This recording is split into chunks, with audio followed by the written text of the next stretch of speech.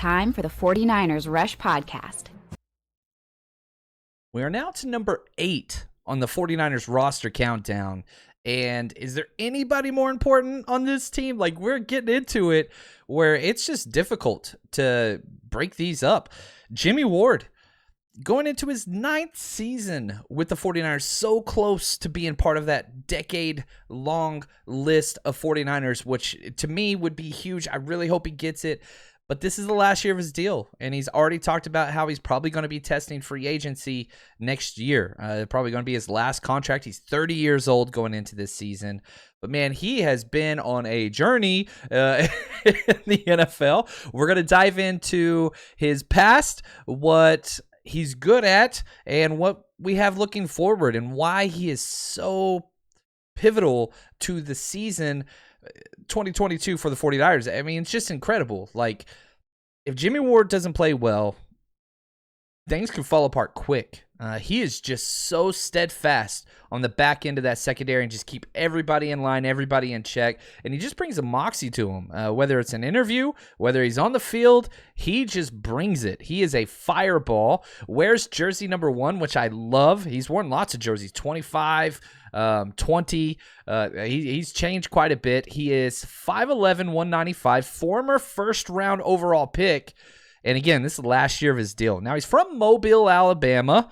Down south, played at W.P. Davidson High School and was a general studies major, which is crazy about, where he went to high school. Guess who he was teammates with? Yeah, Jaquaski Tart.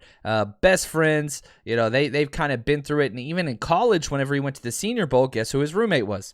Dante Johnson, who he's still teammates with. So even though he's traveled very, very far and been all over the place, it's interesting because his circle of friends has stayed pretty tight. Teammates have stayed really, really tight. He was a 2-star recruit coming out of high school and chose Northern Illinois. So, very different track to get to the NFL. There's no doubt about it. His cousin, former NBA player Caron Butler. What's up, Mavericks? I'm a big Mavericks guy, which is cool. And again, Tart, teammate in high school, Dante Johnson, Senior Bowl. What was he able to accomplish? He was the 3rd-team All-MAC in 2011, 2-time first-team All-MAC 2012-2013, 3rd-team All-American 2013.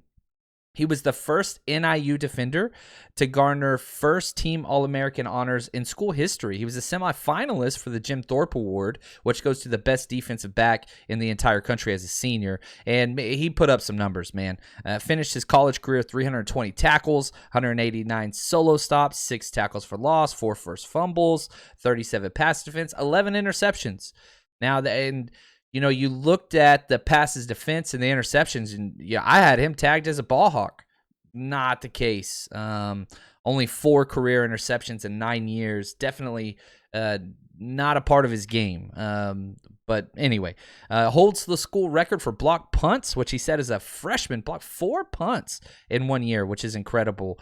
He was rated the number 1 strong safety and 3rd overall safety heading into the draft in 2014.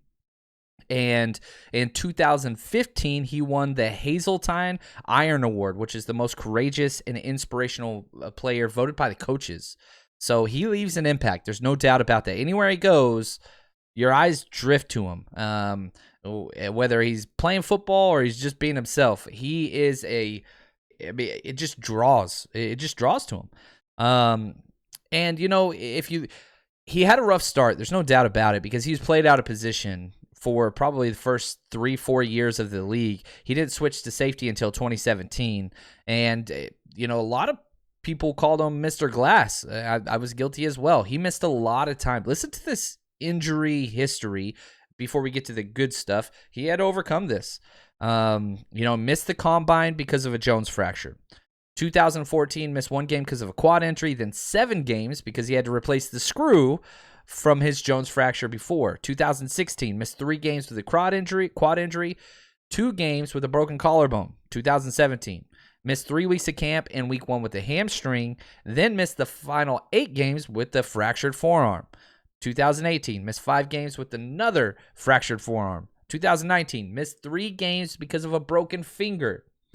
And after that, Iron Man.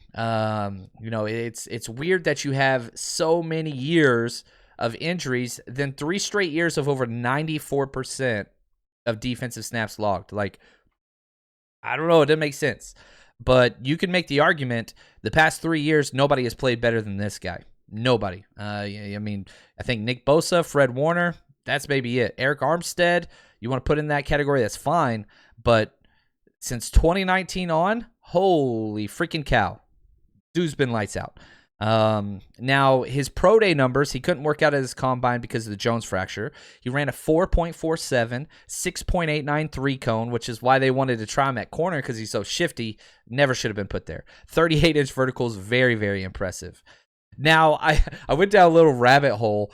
He was drafted number 30th overall in the 2014 draft. And, I put this out on Twitter, but man, I got to share it. If for no other, nobody else might be interested in this. There were 20 players in the 2014 draft that ended up on the 49ers, and some of them the most important. So I'm going to share these players' names, all 20, and where they were drafted. D Ford, 23rd overall. Darqueze Dennard, 24th. Jason Verrett, 25th. Jimmie Ward, 30th. Jordan Matthews, 42. Weston Richburg, 43. Jeremiah Tachu, 50. Carlos Hyde, 57. Jimmy Garoppolo was in this draft, 62. Marcus Martin, 70th overall. I love that pick. I thought it was a great pick. Total bust. Chris Borland, I'm in my feels, 77. Jerick McKinnon, ouch, 96. Brandon Thomas, never panned out, 100. Bruce Ellington, nope, 106. Cassius Marsh, what does not simply beat Cassius Marsh, 108. Some people got that joke.